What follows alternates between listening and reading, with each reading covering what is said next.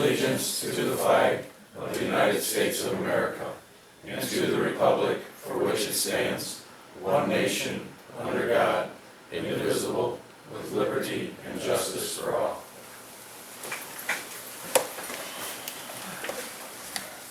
Roll call. Caprows. Here. Possession. Here. Giannotti. Here. Thierry. Here. Stacy. Here. Kraus. Here.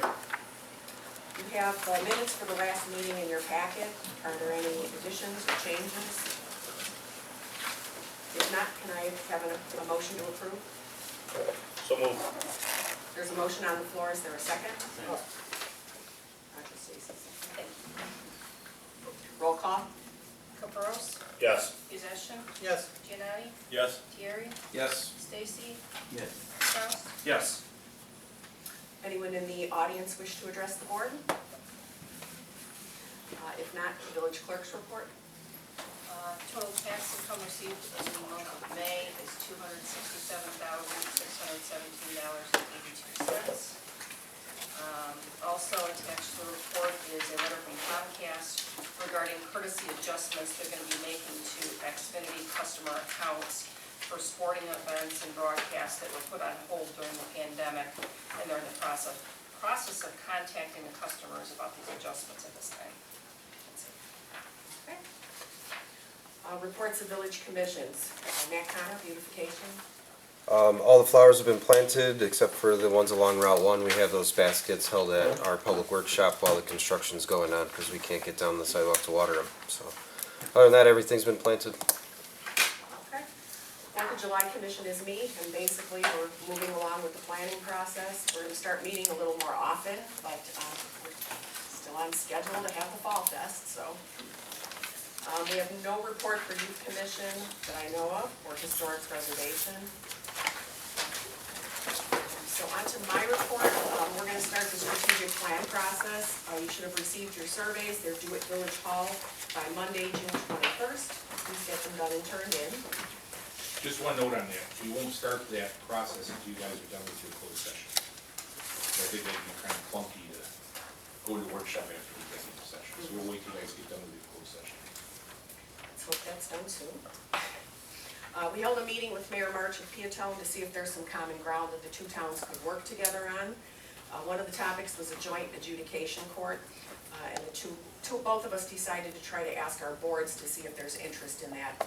Depending on the finances involved, of course, whether or not we could make money on it or save money on doing this. We figured we would take it to the boards first, and then if it was if there was interest, we would have a joint public safety committee meeting with both towns along with both police chiefs. We discussed it a few years ago, but the ball stopped rolling, so. I have a question, Mayor. Didn't we do this like less than 2 years ago, like a year ago? Yes. And Peatone said no, right? Originally they were, then they backed out. Do you know if anything's changed between now and then? I think because the mayors were talking. Two mayors are talking, and Mayor March is gonna gauge the opinion of his board tonight, and Mayor Meyer's gonna gauge your opinion on what to do. I mean, is it something you'd be interested in doing? Well, we tried before when we were getting started, and I mean, I didn't have the conversations you did. So what? I mean, what was their? The chief, well, their chief feels that it wouldn't be worth it. That's right. And there's good and bad about it. The good part about it is it's for the residents. They don't have to travel all the way to Frankfurt or to Joliet. We can have our own local court here. That's the good part about it.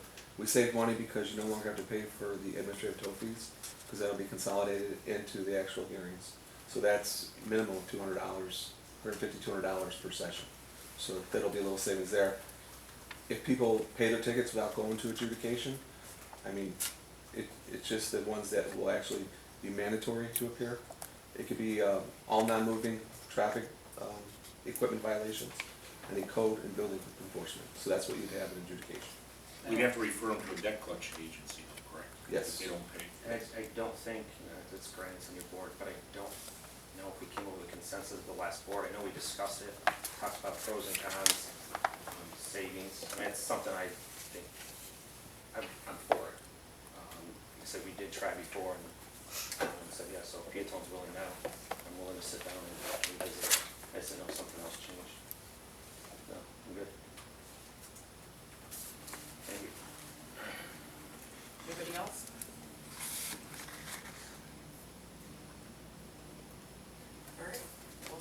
happens with his board. So we're on board to see. To see, yeah, and like I says, we'd have to, even their village administrator says we need to look at the dollars and cents and see if it makes sense. I mean, if it's not gonna save money or enough travel or anything, it's not worth doing it. For us to do it individually, we would not have, I don't think, we feel that we couldn't sustain it. Right. But splitting it, because there was a different cost of renting the equipment, which I think was really expensive, or the one-time cost of buying it was actually cheaper than renting it. Renting it was atrocious. Do you need printers in the squad cars for this? We eventually would, when we started in Lamont, we actually had paper copies. Made it a little more difficult for the person sitting up front with the adjudicator to go through them all, trying to figure it out. And, but eventually we would need the printers, like Peatone already has printers in their cars, but they don't have the citations, they're off of the county citations. So there'd be a lot of startup. That's the concern. Yeah. All right, we can kind of look at the money involved. Keep 'cause pushing forward. Yeah, that was a concern of theirs, was that it would be prohibitively expensive for what we would take in. I mean, we talked about where, they were fine with doing it here if we had the township, or, But it sounds like if Peatone's not in, we can't do it ourselves, we need to do it together. Yeah, and we can, it's just not cost effective for us to do it ourselves. Okay. All right. The next is discussing the future of any new liquor licenses. The village currently does not have any new liquor licenses available. The only way we would have any is if we increased the available number by lowering population requirements for each classifications, and the information is in your packet. This came up because, of course, I'm being approached by people who are interested in a liquor license, mostly in regard to gaming. They want more gaming parlors, and liquor licenses go along with that. What are your thoughts? I mean, I know we changed this several years ago because we didn't want to just have a specific number out there. I mean, we had discussed the fact that if a family restaurant was going to come to town, and they need a liquor license, we would absolutely want to consider that, but do we want to have everybody on earth opening up a bar or a gaming cafe? So, anybody have any ideas about that? I mean, if it's just gaming, I'm not for it. Like you said, if it's a restaurant, some, just additional gaming, whatever, won't be. Would your opinion be gaming has to be less than 50% of the total business? Just to gauge what you guys are looking for. Because we have some existing businesses that want to add gaming and liquor, and then food because they would have to add it. So what is it now? What's the business Right. now? They have to add everything. Right now, if you have a liquor license You have to offer and you food. want to have gaming, you have to offer food. Yes. The food has to be be prepared in a kitchen, so you can't throw a cooler out there and say, I got deli sandwiches in a refrigerator, now I have food, I can have a gaming license. No, our ordinance is pretty clear, you have to have a kitchen in order to prepare the food to serve. People kind of stretch those rules a little bit, one slipped through before we adopted that code, but we have to live with that now, but we say you have to have a kitchen to prepare food. With the new administration, you guys can do whatever you want with the liquor license and decide, because the mayor is getting inquiries. Are the rules gonna change? What are we at now, 9? Does that sound about right? I'm gonna say 11. 11? Yeah, we're more like 11. And this particular inquiry, he said he could come, before the board later if we were interested, but this is basically the vape shop. And we have to be careful, there's several variations of this. If you were to provide Casey's, for example, an on-premise liquor license for consumption on premise, you technically have video gaming in Casey's because they do have a kitchen, they prepare food. So that would qualify for video gaming. Depends on whether you want that type of use or not. You will have other stores like Lacey's coming in, asking for liquor licenses. Or you say, no, it's gotta be with a restaurant or a fully loaded sports bar, you know. I think if we start relaxing, we're gonna have a lot more people approaching and more trouble trying to keep it contained. And I think that's why the mayor wants some input from you guys, because only you guys can expand the number of places. So it starts with you, the buck starts with you and ends with her. Yeah. Get a new board, how do I you would guys just feel about say, it? yeah, I mean, I personally think it should stay with restaurants and full bar rather than expanding further, because then you're just opening up the door for more people asking, and, you know, where do you stop at? So, that's my opinion on it. I think it's hard to, but just, I think you kinda gotta take it case by case. I mean, me personally, I'm never gonna say no to anything before I hear something, but, always keep an open mind, but I think it'd have to be an individual case where they brought to us their plan. I mean, for example, with what was possibly gonna be going into where Pachenkas is now before the guy passed away. You know, where they bring to us, you know, renderings, what it'll look like on the inside, what they're offering, so on and so forth, to be able to make a decision like that. You know, that guy had menus, what he was gonna be, you know, the type of food he would be serving, and so on and so forth, what his goal was with the place. I think it's hard to say yay or nay without any information, just as a blank statement. Anybody else have any thoughts? Alrighty. Appointments, actually, well, got a list. You have a list. I don't know how that happened. That already needs a few Some old corrections. names were already on it. You have a list in front of you, and since there are some people here that are affected, I thought, we might do the list of appointments now. There's a few on here that would only be appointed after, contract negotiations, and that was specified on here. Most of these are current appointees, You so. can give them page 2. I can even just do page 1 with corrections. So, the changes, I'll go over the changes. If I don't mention it, it means it's a current person that's already in that position. Village President Pro Tem would be John Kaporis. The committees were already lined up last meeting, except there may have been a typo on here. They're correct on the agenda. Public Safety, co-chair is Joe Terry, we didn't give it all to Todd. And then Planning, Building, and Zoning, the chair is Roger Stacy, not Stacy Missouri. As far as the contracts that are pending, village administrator, chief, public works, those we're gonna talk about in executive session. But it would be, the only new ones, EMA coordinator would now be Bob Heim. I think everyone else on here is the same. Joint Fuel Committee is new, that would be John Kaporis with Bob Barber. Bob was already on it. Plan Commission, everybody is current with the exception of Dave Weisbon, who would be taking over the open seat that was vacated by venue session. Beautification is the same. 4th of July Commission, there's a whole bunch of people in and out here, they're resigning and signing on. But Todd Kraus would be the village liaison. Beecher Youth Commission, venue session would be village liaison. And then Historic Preservation would be John Kaporis as village liaison, and then Scott Whaling mentioned to me that he was interested in joining just as a commissioner.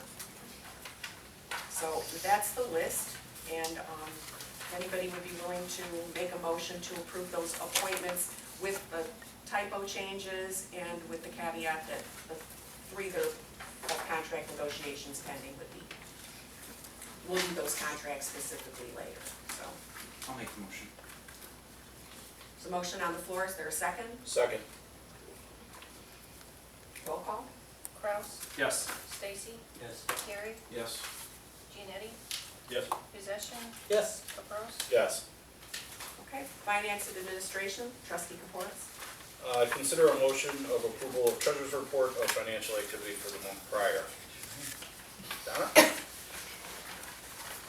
The May month end balance for the village accounts, $2,305,618.12.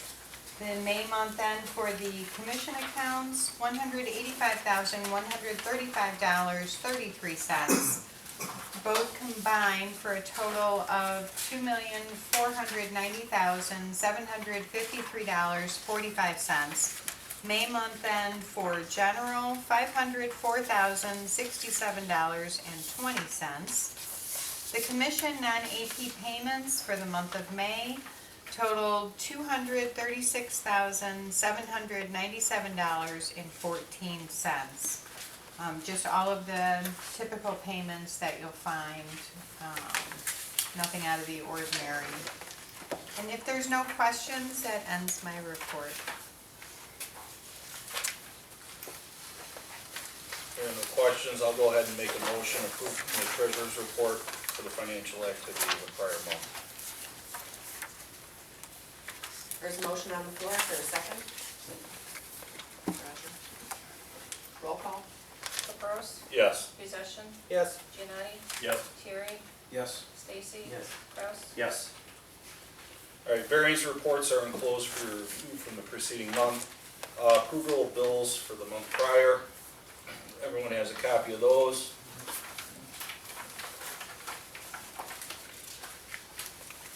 I don't believe there's any additions, right, Bob? Nope. No additions.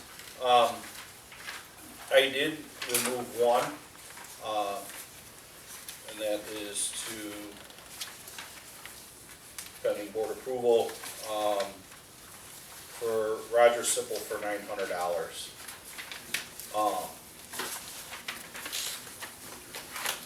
That one has to be removed off the list. Would need to be removed off the list. Chief, do you got an explanation of this bill? You're the one who submitted it. Yeah, so normally the officers by contract get $900 for their clothing allowance. His clothing is undercover or, detective stuff, so that is his uniform. So it'd be easier for him to actually get the money so go out and purchase his clothes. Police stores have very limited stuff you can buy from them as far as undercover. So, by contract, the contract states the employer agrees to subsidize all employees' purchases of uniform and equipment for the employer, from the employer's vendors, up to the following maximum amount annually, $900. Right. I'm not comfortable just writing a blank check to somebody for $900 with no form of receipts that anything was purchased. So would you be okay with him just submitting receipts and we reimburse them then, or? Sure, from our Okay. vendors, like the contract states. Okay. So, yeah, I mean, to just hand in a bill for $900 and cut a check to somebody just because there's an allowance there for that amount Yeah. isn't right without any receipts. So I'm gonna go ahead and remove the 900, is everybody all right with that? And I want to stipulate, there were some bills that were added since you got these on Friday night, but the finance chair approved them this afternoon. So those are not highlighted on there because you approved them. Okay. I couldn't tell you what those were and they weren't major. One was a night court bill, it wasn't anything major. But you saw them all. We should still highlight them for them to, I'll do that for now and from Friday. That covering his uniform allowance, so is that reimbursed, I believe that's reimbursed by ISAT too?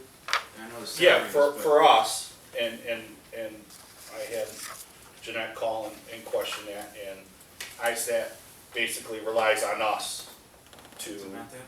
to check receipts and stuff like that, because we're saying, yes, he did purchase, police uniforms with that.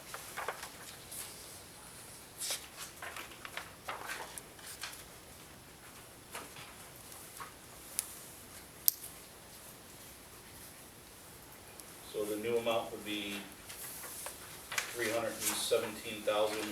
Yeah. Correct. Trustee Caperos, if I may. Jeanette, did you happen to get the Suburban Labs email I sent you this afternoon? Yeah, but it was Did- after Bob closed the bills. Okay. All right, we'll deal with it next month. Yeah, we have to close them at noon. Okay.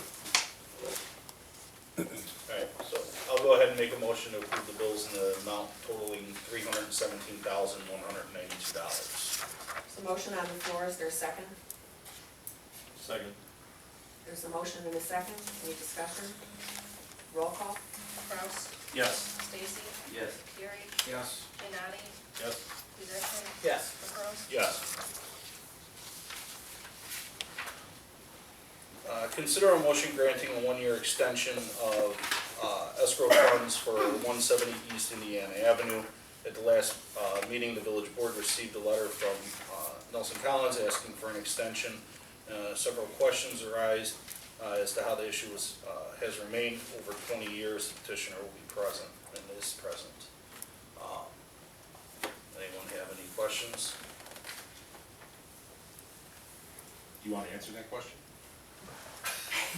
I'm Nelson Collins. Thank you for taking the time to hear my request for extension of time. to satisfy what would trigger the release of funds. I don't know, some of your newer members, I don't know how much you know about this, but it basically is an amount of money to pay for water and sewer easement across the property that I have. It got tied to construction of a house. The two are separate, but that's how it came down. You know, as life goes, priorities change, and the construction has not taken place yet. And the last couple of years, or the last 3 years, have been extensive activities to make that construction, but due to COVID and a few other things, it's gotten a little difficult these last couple of years. So the intent is to build the house. Right now, it's extremely expensive, and hopefully a little more time will make that doable. So it's Is 1 year enough, or are you gonna be back here next year? I would think end of September or something like that. If it's not done by then, I'm getting up there in years, and might be, I don't know what would happen. It's not gonna happen by next September. So you're asking for an extension to October 1st of Yeah. 22? What is satisfactory? So Nelson, just, that way you're comfortable with it, being in the industry. Everything I'm seeing, prices are not coming down anytime soon. I don't know about the rest of the board, but I'd be fine with a 24-month extension. Just give them 2 years from now. I don't see any issue. I mean, if something comes up before then or whatever, you need to come back to us. I mean, it's there for the purpose. I'm in no rush to rush them, especially right now with the way You don't have a materials special are. connection Huh? You don't have a special connection on lumber, It's the problem is it's not just lumber, it's trickled into everything. I mean, I- PVC is through the roof, I mean, Believe me, everything I, is through the I've got- roof right now. I've got the numbers. Yeah, so I mean, I don't know about the rest of the board, but I'm fine with it. No sense in, cutting it tight and then 3 months, he needs an extra 3 months or something. Just, Would you wanna put a date on it, John? we do 2 years from today, June 1 of 23. Okay. Just so the minutes reflect that when the motion's made. Everyone comfortable with that? I think that sounds very reasonable. Alright. So then I'll go ahead and make a motion granting an extension of escrow funds for 170 East Indiana Avenue till June 1 of 23. So motion on the floor, is there a second? I'll second. There's a motion and a second, discussion? Roll call? Caprows, Yes. Possession, Yes. Giannotti, Yes. excuse me, Terry, Yes. Stacy. Yes. Kraus. Yes. Thank you. Consider a motion approving a bid for electrical aggregation, NIMAC, Northern Illinois Municipal Electrical Cooperative, recommendation for award. David Hoover, Executive Director of NIMAC, I'm assuming it's you, sir, is present, to explain the purpose of the co-op, what has been accomplished over the last 20 years. Beecher is one of the founding members of the Joint Purchase of Electricity Consortium. New program has now emerged from the aggregation, which locks residents into the ComEd variable rate. It allows the village to utilize carbon credits for renewable energy and obtain cash reimbursement for them. You want to go ahead and explain a little more about the program? Yeah, I appreciate that. I think to start with, we've had the privilege of working with you all for 20 to 25 years. I can't remember about when we started, but yeah, we've had a great relationship. There's two main areas that my firm has been involved with, Beecher. And the first area, give you just a very brief overview of ComEd. Prior to 2007, ComEd was a monopoly, and they generated the power, and they delivered the power, and they built the power, and they repaired the power. In 2007, the state of Illinois broke up ComEd, and they moved all the generation of nuclear reactors up to their parent, Exelon, and that left ComEd with just a delivery and wires function, maintaining the wires. state opened up Illinois to other generators to sell electricity. And we, NIMEC, my firm, acts as a broker. So we broker electricity with the various power suppliers. And there's a number of folks like me in the industry. But we work with about 90 plus, maybe 100 municipalities in the Chicagoland area.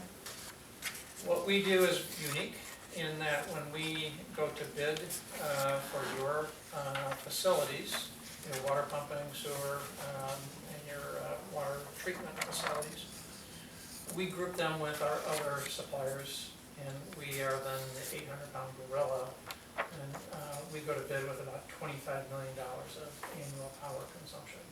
And so that just translates into, suppliers are more aggressive to bid for larger amounts, and that works to the advantage of our municipal members. So we're pleased to do that. We've been doing that for quite some time. Unfortunately, I can't exactly quantify the savings because ComEd no longer really offers a fixed rate. They offer just a variable market rate. So we offer fixed rates. And but I can assure you that we're affording rates to our members that they can't get on their own. That it's just due to our collective usage. It's at least a penny or two a kilowatt hour. Yeah, so we're pleased to be able to do that, and our members seem to be happy with that. So we've just kind of grown Just consistently. as a note, when I started here, our electric bills at the sewer plant were higher then than they are today, believe it or not. So, in 30 years, our electric rates are actually less now at the new big sewer plant than they were in 1988. Yeah, which is amazing. and I'll get, we'll take some credit for it, but I will say, I don't give the state of Illinois a lot of credit in Springfield, but the program they put together for deregulation of electricity has benefited the entire state, and they put together a nice program. They've really done a nice job. So that's the main thing that we've done with the municipality for 20 some odd years. And again, we appreciate the chance to work with you, so thank you for that. I'll get to my handout in a second, so if I can, I'll explain it to you. There's just too many numbers on there, so bear with me for a second. Let me just tell you the second opportunity that I think, that we've been involved in. In 2011, the state of Illinois said that commercial and municipal and government entities were taking advantage of deregulation of electricity, in other words, buying it from sources other than ComEd. And they wanted to stimulate residents taking advantage as well, because residents were remiss to leave ComEd. The state put together something called municipal aggregation, and once you pass a referendum, which you have, then that allows the municipality to negotiate for more favorable electric rates for its residents' home electric bills. Okay, so for all of your residents in Beecher who haven't selected their own independent supplier, and about 15% of municipality residents do that, but the other 85% who basically haven't made any choices, the municipality is able to negotiate with suppliers for more favorable rates. It worked very well in the beginning. Just to be clear, NIMEC has not managed that aggregation for you all. Okay, so We were in the Will County group. part of the Will County group. I think there's 13 municipalities get together, and the Will County Government League organized that and ran that. And it worked well to begin. I don't want to say this tactfully. It hasn't been great over the last 3 years. I'll just leave it at that. And as a result, almost all the members in Will County are like, okay, we're done. We're disbanding. October 1st, when our contract's up, the group is disbanding. Everybody said, okay, we're done. And because the rates have been slightly above the ComEd rates. So it hasn't been favorable. I'm guessing people like Bob got pushback. And so everybody said, okay, we're done. There's a reason for that though, because ComEd has become more competitive with its rates, its purchasing. It entered the market as a purchaser now. And it's purchasing short-term contracts as opposed to the old long-term ones they have to buy. So Correct. they're doing better at buying power. That's correct. there's no doubt about that. They don't generate power, there's actually a state agency that does this on behalf of ComEd, and they are getting better at it. And so, correct, over the last 3 years, it hasn't been favorable. By the way, just another commercial, we manage approximately 75 municipal aggregation programs in Northern Illinois, so we are the largest by far. Now, going back to the Will County program, most of the folks have been not pleased, and so everybody said, okay, we're gonna go back to ComEd. We're gonna disband it, or we're gonna retire the program and just send everybody back to ComEd. So residents will pay the ComEd rate, starting in October 1. We've come up with a program with a couple of our suppliers, and the bottom line is, we can match the ComEd rate exactly, month to month, we can match the ComEd rate. And our suppliers are willing to offer the municipality, on top of that, a combination of a civic payment that they would make to you, and or a combination of green energy. Again, at the ComEd rate. So the residents are unaffected. Their bills will be the same, whether you disband the program or go into this program. And so now if you go to this here, what this is saying, we only have 2 suppliers that are willing to do this. If you were to say, we just want to maximize the dollars back to the community, 0% green energy, the less green energy you select, the more dollars are available to the municipality. And the suppliers will pay about $15,000 a year. Funds are unrestricted, available for you to decide what you want to use for those, contracted and available to you. If you chose that you wanted to actually, move into, purchase some green power, then we go to, 25, 50, various percentages.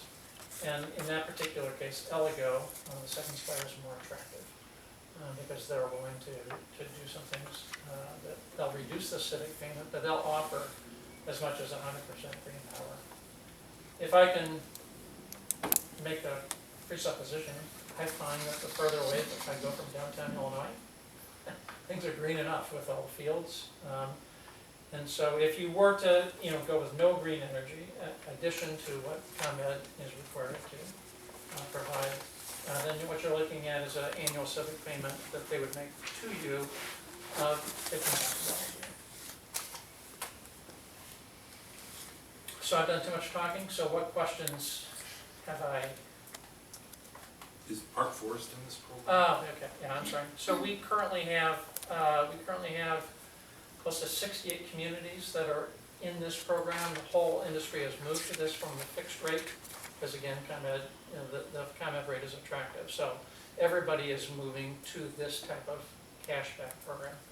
Park Forest is 100% green, and so they very progressive on that front, and so their cash payment is less. The cash payment is different for each community based on population and the low profile of the community. But just off the top of my head, there's Flossmoor, Glenwood, Calumet City, Orland Park, Tinley Park, are some of the ones that are close down here. Does the annual contribution change regardless of the term? It does not. So we could pick 12, 24, or 36, the dollar amounts would be the same each year. The dollar amount, the good news is that's correct. The bad news is there's been some changes just this week in the industry, and the suppliers are only offering 12-month programs right now. Oh, so this is not a 36? That's correct. This is only a 12-month? It's only a 12-month option, but the numbers are still good. But yeah, we just, again, there's been some changes, and they're willing to extend a 12-month program with these numbers, and then they would just look at a renewal year from now. So every year we have to re-up this and look at the numbers? Yeah, again, there was a very unusual regulatory event that happened towards the end of last week, and I won't get into that. Prior to, and once that kind of normalizes over the next year, then I think the suppliers will get back to normally 1, 2, and 3 year terms. So we're in an unusual situation with this regulatory release. And so right now 1 year, but my guess is when we come to renew, that things would normalize again. We'd probably get back to a multi-year And if option. the ComEd rate changes, I think it only changes twice a year, then this rate would change. Well, yeah, so the ComEd rate is released once a year, there's a summer rate, there's a non-summer rate, and then, on top of that, there is a monthly adjustment to that number on top of the summer and non-summer rates. So the ComEd rate fluctuates within a band, and our program matches that exactly each month, including those monthly variations. So it is identical, and if you don't mind me, what I say, hey, you can disband the program and send your resident back to ComEd, or you can disband the residents, or start this program, everybody goes back to ComEd, and you get $15,000. And technically, come October first, the residents' rates are gonna drop, because ComEd's rate's currently less than what our aggregate rate is right now. Yes, correct. Yeah, the blended annual average is 7.13. We had a good rate year one, by year three, it got to be a bad rate, this ComEd's rate dropped. And we expect, by the way, this regulatory that I mentioned, we expect a precipitous drop a year from now. So rates are going in the right direction. It makes our program a little chaotic, but yeah, that's our cross comparison. So in the green energy column here, can you clarify what the EPA minimum Yeah, portion thank you, is? yeah, I'm sorry. So the EPA has a program called the Green Power Communities. They have a website, they give you 2 highway signs. You only need to buy 5% of your aggregation would need to be green. And then you would qualify for the ranking, for the listing on the EPA site, and you would be designated a Green Power Partner Community with the EPA. So that's only 5%. And so, yeah, you would be able to do that for a modest cost, a little bit of a drop in the dollar amount. And then kind of a follow-up, when we talk green energy, can you define what that means specifically? I can try, and I can try and do it concisely. Whenever a wind farm, solar farm generates electricity, green energy, it's an electron goes into the grid, it's fungible. You can't distinguish green energy electrons, you can't direct them into here. So the government's put together something called a renewable energy certificate. Whenever a generator, a solar or renewable generator generates a megawatt of power, they're able to issue a renewable energy certificate. They're numbered, they're unique, and they're tracked by third parties. If you were to want to purchase some percentage of green power, our supplier would have to go buy a corresponding number of renewable energy certificates. Whether it's 5%, 20%, or 100%, okay? And there's a cost to that. And the EPA, in their website, they say if you buy the REC, you own the power. So in other words, if anybody is green, they have purchased renewable energy certificates, or they have solar panels on their roof. It sounds like a paper transaction, but just to be clear, the supplier purchases these renewable certificates from the generator, and so the dollars go from our supplier to the generator, and so it subsidizes their cost, and that's the way that they can afford to purchase or to generate the power and reduce their costs, because green power is more expensive than traditional power. Thank you.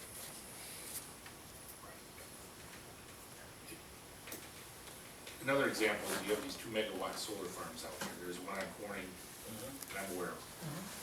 They're pumping into the system. We could theoretically go buy their power from them and say, oh, their power is powering Beecher, but technically it goes into the grid, gets dispersed. So we're probably using their solar farm power now. Yeah. So we're not getting any credit for it because we haven't purchased those credits. That's correct, and they're sold to, the developer of that has sold those Right. credits to a number So of they different. blend the dirty power, the green power, the clean power. An electron is an electron. Because they can't store it. That's correct, and an electron is an electron, so I mean, a green electron technically is right next to a brown electron, Right. but they're electrons. But if we force them to go to the market to buy these green certificates, there's a little fee involved with that, as a price. Oh, correct, and these guys out here issue renewable certificates. And that pays for their subsidies. That helps defray their higher costs, correct. Yeah. So it depends on how you look at it. So, let me ask some questions. Sure. So hypothetically, like, if we were to say the 100% green energy, it's a supply and demand, right? The certificates are out there, they're paper certificate. Correct. The more communities and, that are willing to, basically keep the rates the same, it's just a matter of how much we would receive as a credit, right? Just to be clear, the rate to the resident is the same. Yes. Correct. The question is, how much would the supplier need to purchase for these renewal certificates? No, I didn't ask a question yet. Okay. So, the question would be, it's basically a supply demand. The more that people demand these, the less certificates there are, the more solar farms you get, the more wind energy you get. Right. They continue to do that, you get away from, I won't say dirtier energy, but you get away from less of the plants. Yep. So it's the way I look at it. Maybe it's in here, I just don't understand this, but it says the percentage of green energy, percentage of, like, if we went with 100% of what? Like our energy use? Yeah, it'd be the residents, the 85% of your residents, their home usage. It'd be their collective usage, it'd be 85% of that would be basically from green power. Okay. Anybody that doesn't essentially opt out of this program or have opted out of the aggregate Automatically enrolled. are automatically enrolled, and they continue, their rates would be the same, and they'd be receiving green energy. 100% if you Right, set it. what the resident will see October 1st is a change from Constellation to either Ligo, is that how you say it, or MC squared, and the rate would drop about a penny, and that would be a one-year rate. It would be variable based on Conrad's rate, and then you would pick which one of these you would want. That's how the program works. And all you have to do is do that by motion. Or you can say, we're not doing anything, That's just leave it the way it is. I Let think, ComEd I take think over. if I can be so bold to say, I think you have two decisions, maybe two. One is, do we want to suspend the program, be done, and walk away from this, and just, revert back to ComEd?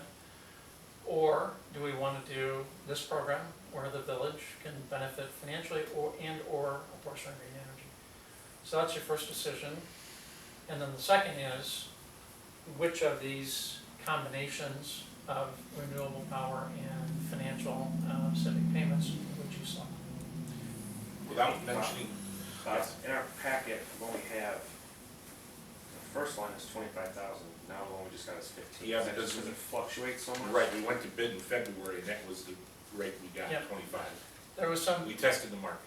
yeah, we test the market, and again, about 10 days ago, there was a release of a regulatory component within the energy charges into auction, and it was precipitously lower, and that adversely impacts the ability for the suppliers to generate cash. However, at that time, if we bought 100% green energy, our payment would have been a lot less than what was shown on the February 1st bid.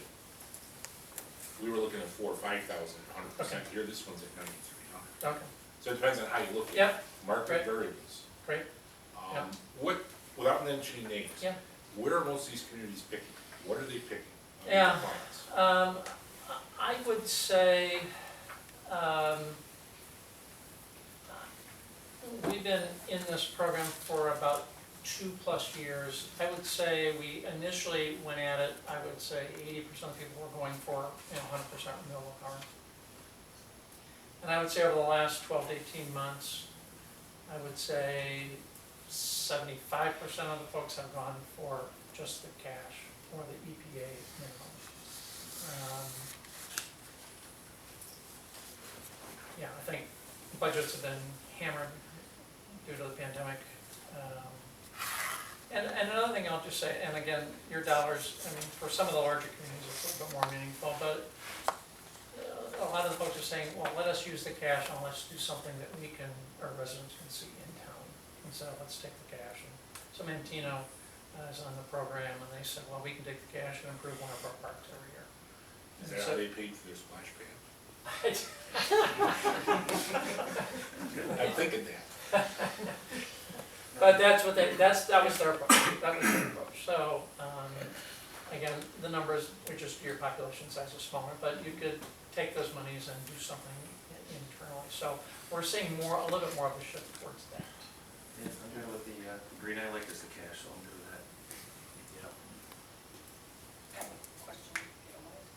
So this is gonna change our residents to have that as the supplier, so this is gonna show up on their bill, or this is for village bills? No, Yeah. the residents.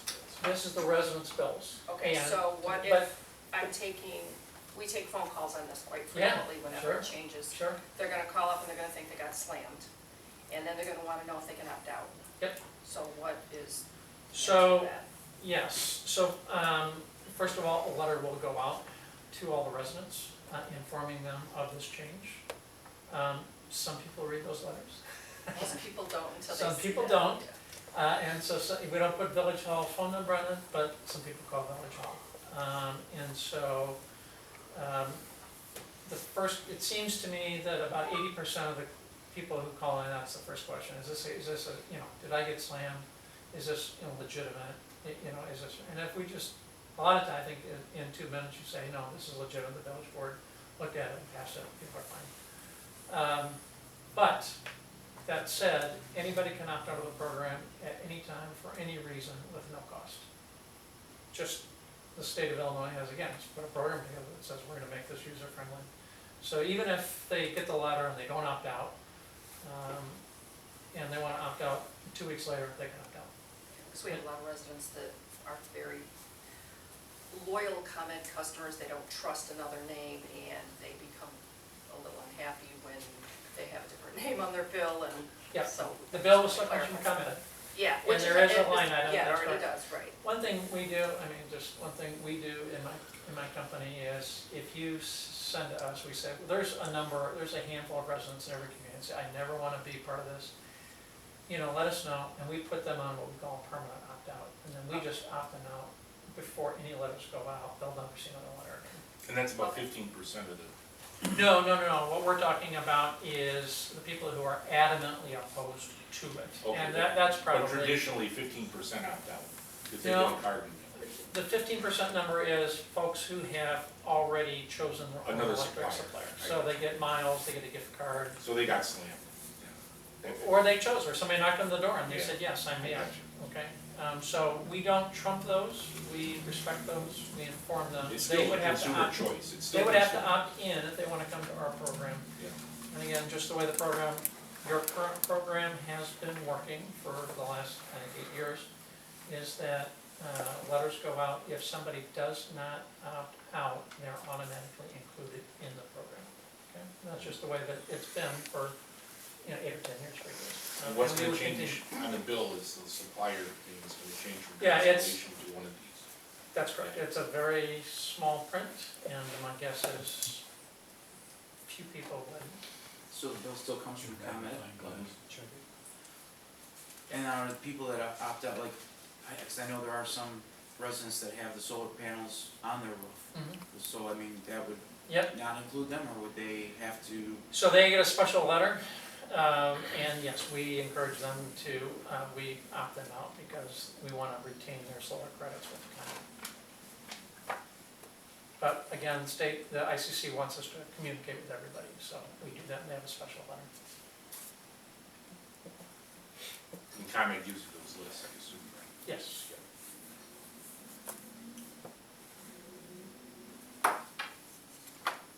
So from my perspective here, I think green energy 100% is the way to go. I mean, the residents are already getting the best rate possible under these conditions.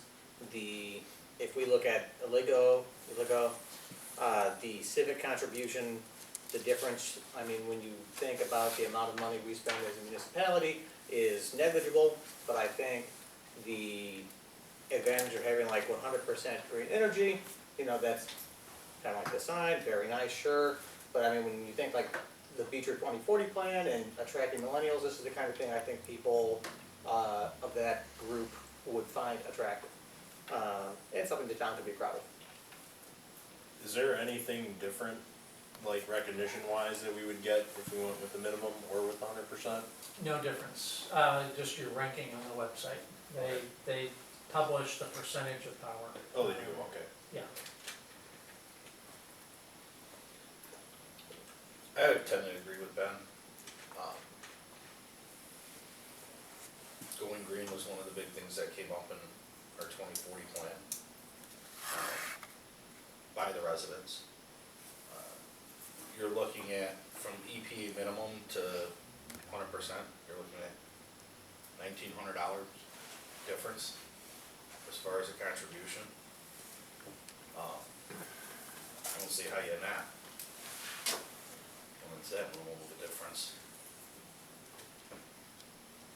I agree too, and as long as, I think with the residents, my biggest concern is the residents looking at the bill when they get the bill. I mean, if the bill's coming from ComEd and it's just that little line item, then I don't think there would be a lot of confusion, I don't think there would be that much confusion, versus a new energy supplier coming in and them not knowing what's going on, or.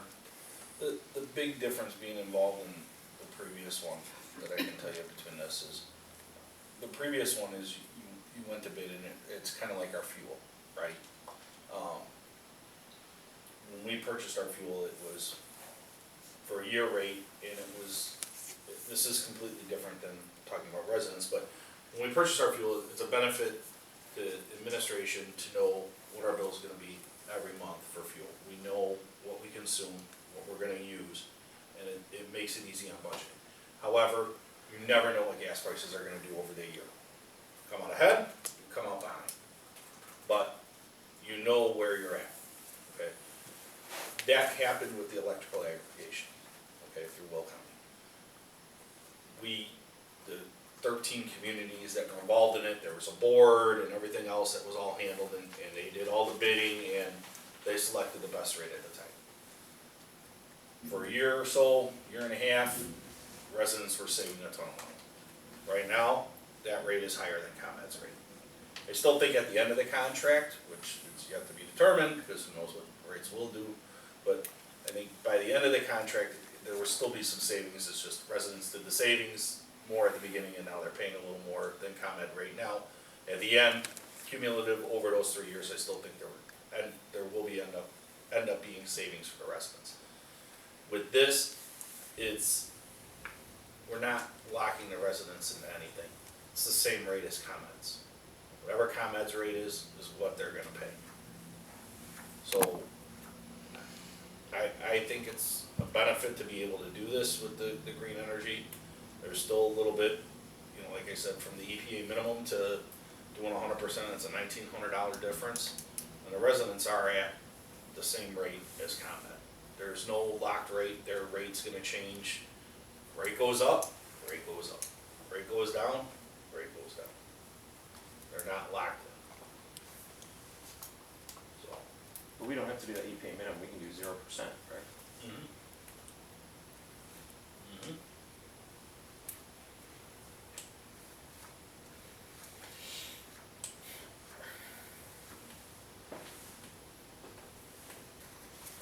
Anyone else have any thoughts?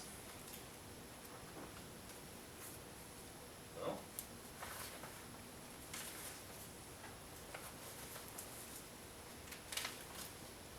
Alright, I'll go ahead and make a motion approving a bid for electrical aggregation through NIMAC, with the 100% green energy, with the civic contribution from Allegio Energy. There's a motion on the floor. Is there a second? I'll second. There's a motion and a second. Discussion? Roll call? Kraus? No. Stacy? Yes.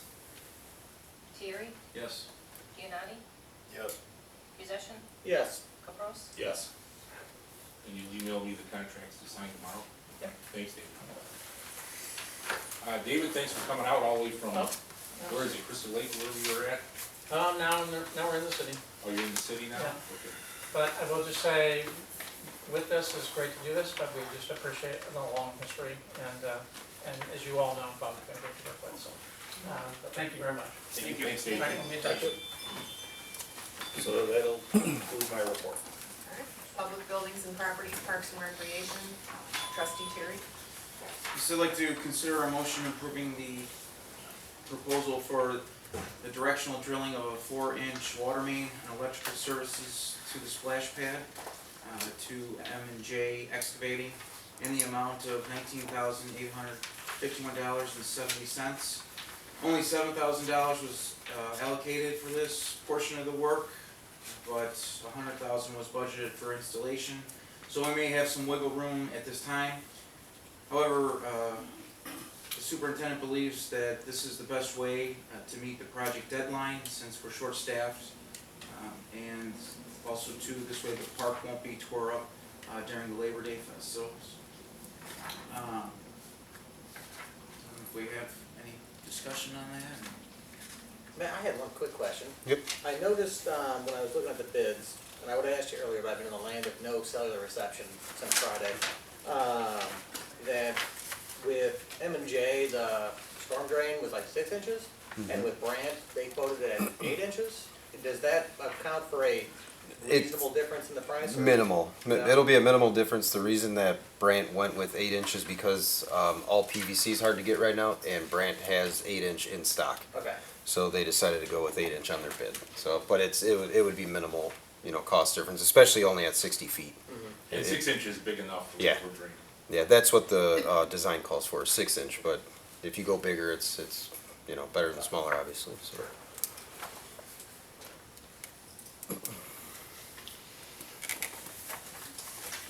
Motion? Motion? Yeah. Yeah, I can do it, yeah. I'll make a motion approving the proposal for the directional drilling of a 4-inch water main and electrical service to the splash pad to M&J Excavating in the amount of $19,851.70. There's a motion on the floor. Is there a second? Second. There's a motion and a second. Discussion? Roll call? Caprows? Yes. Possession? Yes. Demetti? Yes. Terry? Yes. Stacy? Yes. Kraus? Yes. Does that conclude your report? That's it. All right. Planning, Building, and Zoning Committee, trustee Stacy. We have nothing at the time. I guess the next meeting is set up for June 24th. As of now. As of now, It hasn't been canceled yet. yes.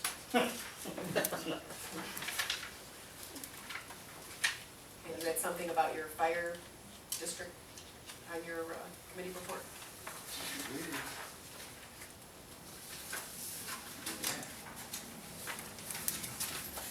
Back page.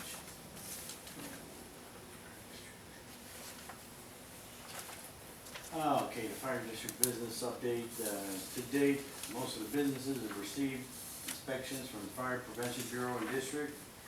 There were some bumps in the roadways along, but overall, the process seemed to go smooth. At this time, there are only 2 businesses that are out of compliance, and the district is pursuing enforcement of these 2. These issues have not made it to the village to enforce yet. Approximately 100 inspections and about 50 follow-ups have been conducted. Does that conclude your report? That concludes my report. Thank you. Public Safety Committee, trustee Kraus. Thank you. The police department monthly report is enclosed. We do have a question about that, chief. Okay. The overtime, for this last payroll and the part-time hours. We have 5 officers over 100 hours. And then the part-time hours, we add them up correctly, it was 246 hours for part-time. What's, I would have to go over that stats, but as you well know, that we've had an officer off for the last 4 months on injury. The good news is he returns Wednesday, so that was 1 full shift that was open, and also the other day shift was open when our SRO was in school. For the summer months, it does save us money because he's then put on a shift. So we had 2 open slots since January. Was someone on vacation too on top of that? Or? Well, there is that, but it's mainly because one out on injury, on disability, and the other one was just the open shift, which we're working on filling now, that will show some savings once that person is trained in on his own. and So when I looked at the variance reports, I did the math, you're about 15% of your budget for overtime in 6 weeks. Do you anticipate then that going down, because 15% every 6 weeks, that's not. Yeah, that's not yes, absolutely. Okay, even with the summer coming up, and hopefully it doesn't get busy, but in case it does, with the third shift and all that fun stuff. We'll make it done. Okay. And then how are the part-timers with hours that they're having? Because that's just the 1 week. I didn't add up the, for the one payroll, the latest one was those hours. How are they doing with their hours then? For the year, they're 'Cause tracking. they're capped. They're capped. We have 2 officers that are considered permanent part-time, and they'll be below their 1,500 hours.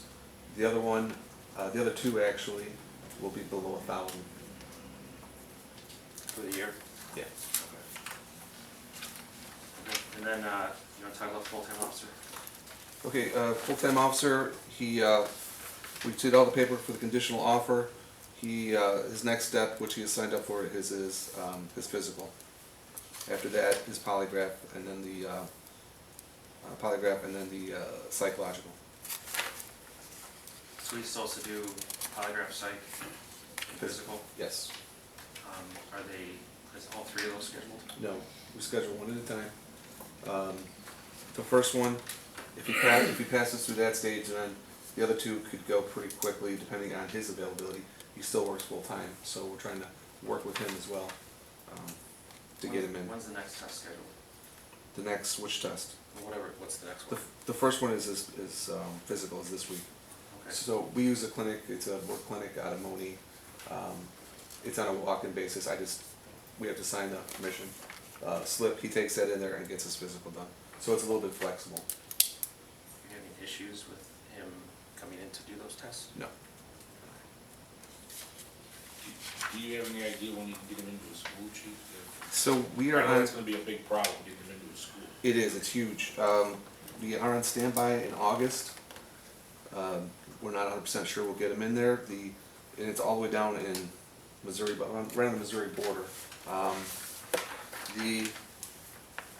The admin of that school believes they can still get him in. If not, we're gonna send him to a 40-hour gun school, at least so we can start FTO program. And we'll have time to send him to the one in January after that. How long can you work on the street without going to the academy? I believe it's 12 months or 18 months. I think it's 12. It's 12? Yeah. I thought it was 18. And he has to be under FTO supervision for that 1 year, as 40 hours. Again, the laws may have changed on that again, I don't know. I mean, I think everybody's running into the same problems with COVID. One, they canceled a lot of classes, and 2, when they did open up, it was at 50%. So everybody's limited to what they can't use out of the 6 police academies in the state. So August falls through, January definite? January, we're on the list, so, yeah. So January's not for sure? There's 5 schools opening in January, we'll be able to get them out. Okay. So then we're looking at, if August doesn't go, we're looking at March to get them back? Yes. Or is It's like 500 and some hours now, to they extended the academy too, with all the new more than laws. 3 months? Yep. Okay. Okay. And then Cole will be here next meeting? Yes, this is his last day, he teaches up in Elk Grove Village. I thought he was able to come tonight. Yeah, it's the last day of class, so we'll be back. He did tell us that when we interviewed him, that he's, had classes, I don't remember what date he said. But he is working, I can see some results. I really can. That's all I have. Public Works Committee, trustee Giannotti. We got the, monthly water department, report, which is enclosed. And the sewer department. He didn't make it in, his computer's not working yet, so he'll give you 2 months next week to see it. Okay. Next on the agenda, we've got, the lead line replacement program update. Still haven't heard anything from IEPA as to the loan agreement, but the bidding process has been approved. Update will be provided at the meeting. As of 10 a.m. this morning, our loan agreement was approved and is on its way for my signature. So that's good for the lead line. So the lead line should be beginning hopefully in the next 30 to 60 days. I'm very hopeful. Gould Street's another, that's on the agenda later, we'll talk about that. It's next. Is it next? That's We're making interim progress on Gould Street. Now the county has agreed to consider a special permit for putting a water main down Indiana Avenue at the railroad crossing. That's a huge concession on their part. The problem is, it's gonna be a lot more expensive for us to do that. We have no other choice to get this project rolling. So we're gonna get that permit from the county, we're gonna go to bid and see where we're at, and then we're gonna have to have a Public Works Committee meeting to discuss our options, because I have a feeling the price is gonna come in above the grant. Okay. Is that correct, man? Are you? Oh, yeah, Yeah. yeah, That big of a difference? oh, yeah. Yeah. Are you going off engineer estimates, or? No, I'm going off of what the previous bidders have Jibber told jabber. me, yeah. Jibber jabber. We'll see if it's true. Yeah. You Yeah, put well, the pencil part to of- paper, we'll see. Part of what I saw in the email today is, I mean, we have to put stoplights in, not us, but somebody will have to put Yes, stoplights traffic in, control traffic control involvement, stoplights on traffic. Indiana Avenue. Yeah, cause All private one lane, yeah, one lane of Indiana will be closed at all times for, what'd they say, 3 to 4 months? No, it won't be that long.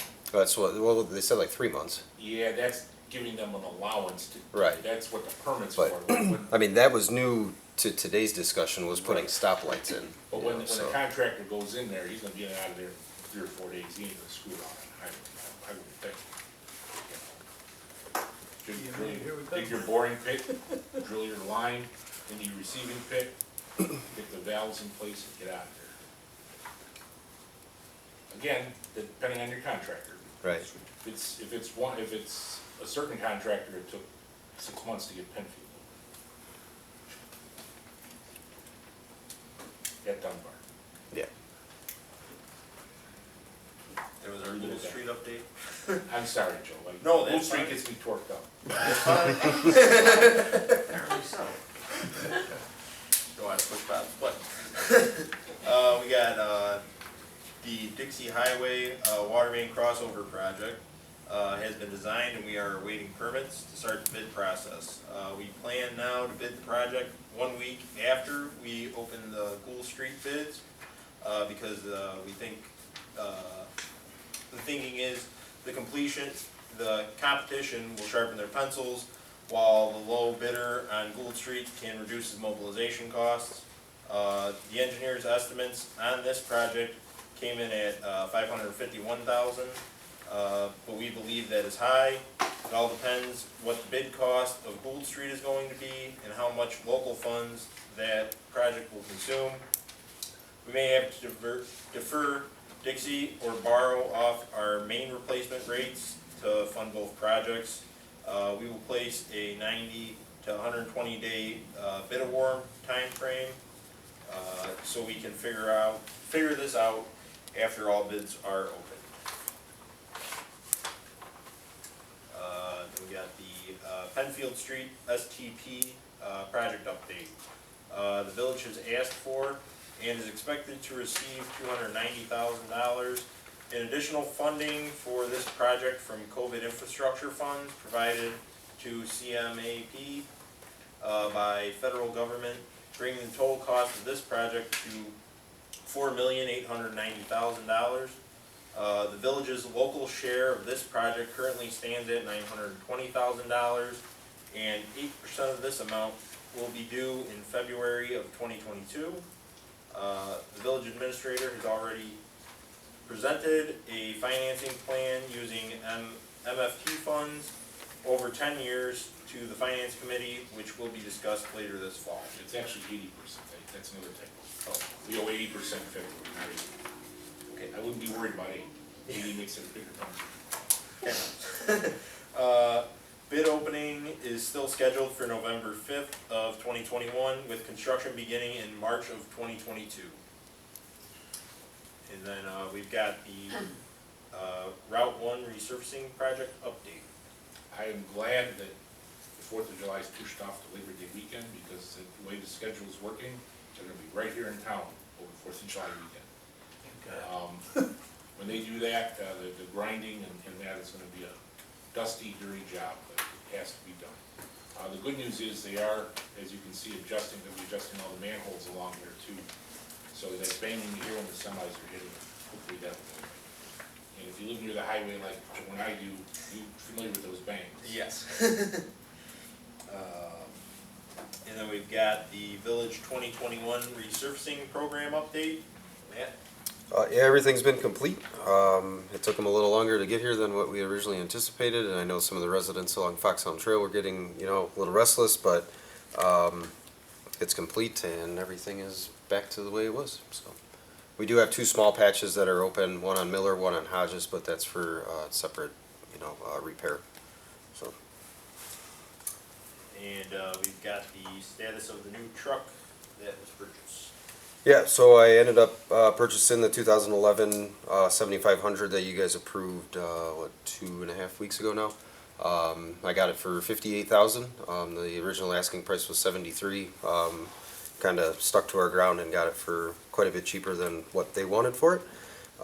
It does need some mechanical repair, exhaust brake, oil pan, some of the more normal stuff that we've had to do on our other internationals, which Jones Parts and Service in University Park will be doing the repairs on that. They're waiting until they get everything in stock, and then we'll bring the truck to them and they'll just do one large repair at one time. So we do have the truck. It's at the shop.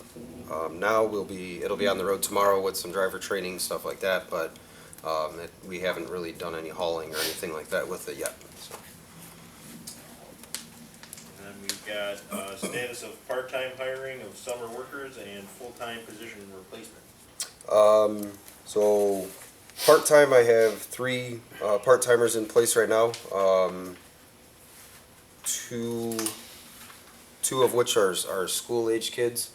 So they'll be going back to school obviously in late August.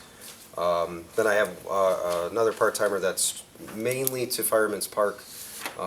We do utilize them sometimes on brush pickup and mowing and stuff in other areas around town if the park's completed. So I have not filled the 4th position yet. I have not begun the meter replacement program yet.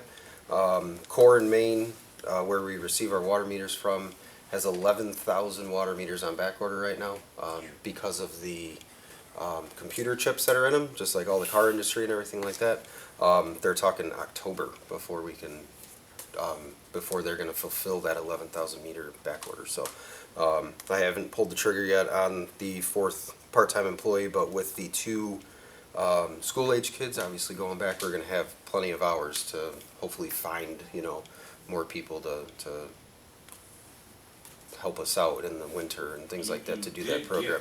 215 meters. I do have 215, which is what we called the lead line replacement program was for. The only reason that I got those was because somewhere up north, Arlington Heights or somewhere up in that area, replaced every meter within their town, and they over-purchased. So the meters that we received they're over-purchased. They're actually from 2019, so which their 20-year warranty starts in 2019, but since we bought a bulk, we got 10% discount on the bulk order, plus an additional $10 off per meter since they were already warranty started, right. So I went ahead and decided to get that, so at least we could get them because of that 11,000 back order.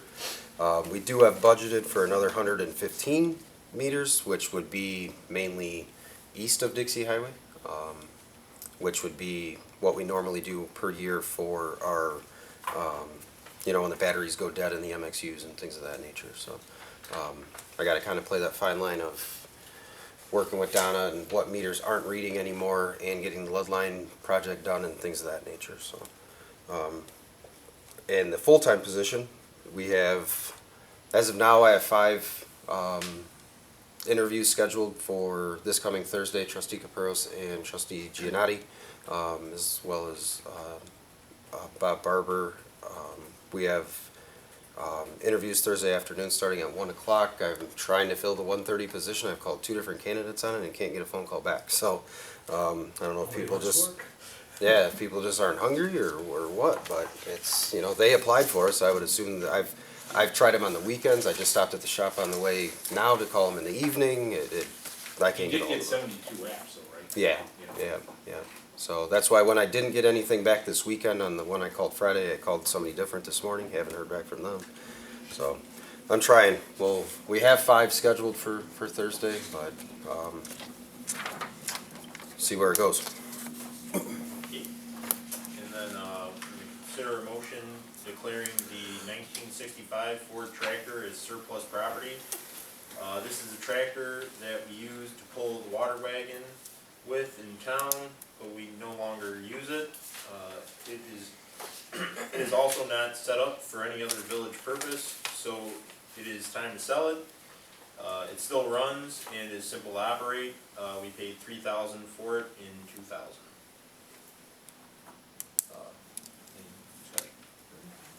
Okay, so I will make a motion to consider declaring the 1965 Ford tractor as surplus property and to sell it. There's a motion on the floor. Is there a second? Second. There's a motion and a second. Discussion? Roll call? Kraus, Yes. Stacy, Yes. Gary, Yes. Giannotti, Yes. Possession, Yes. Caprows. Yes. And then we are requesting closed session to discuss possible disciplinary action of personnel at the end of this meeting And could you add to go over department head contracts? and to go over department head contracts. And that's the end of my report. Economic Development Community Relations Committee trustee session. So sewer treatment plant ribbon cutting and open house, needs to be scheduled. With the pandemic becoming a little more controlled and cases dropping, there's a need to cut a ribbon on our largest public works project in history and to provide the residents an opportunity to see how we spent $10 million of their money. We have selected 3 Saturday morning options in August, the 14th, 21st, or 28th, from 9 a.m. to 12 noon as options. We would cut the ribbon at 9 a.m. and then conduct tours of the facility for members of the public. We would likely provide Dunkin' Donuts and coffee in one of the front buildings. We would also invite legislators to the event, thanking them for the funding of this loan program. We would also produce a video of the event that we could post on YouTube and our Facebook page for those that cannot make the tour. The board needs to choose a date. So. Saturday mornings suck, but we gotta pick one. It's a good time for, if any public does Yeah. wanna come, visit Check the the sewer sewage. plant. Check out the sewer plant. I'm partial to the end of the month. I think it makes sense to do it closer to the end of August. School's already started, so it might make it easier, that way if people are trying to take vacation, they don't have to plan around it as likely. But I think one Saturday is about as good as any other Saturdays. Meet the sewer plant, I think it'll do. I'm okay with that. 28.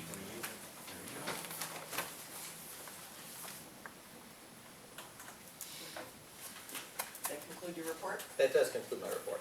Any old business to come before the board? Any new business to come before the board? We'll adjourn into executive session. I'll make a motion to go into executive session for contract negotiations for contract employees and for possible disciplinary action for an employee. There's a motion on the floor. Is there a second? Second. There's a motion and a second. Roll call? Caprows, Yes. Possession. Yes. Giannotti, Yes? Terry, Yes. Stacy. Yes. Kraus. Yes.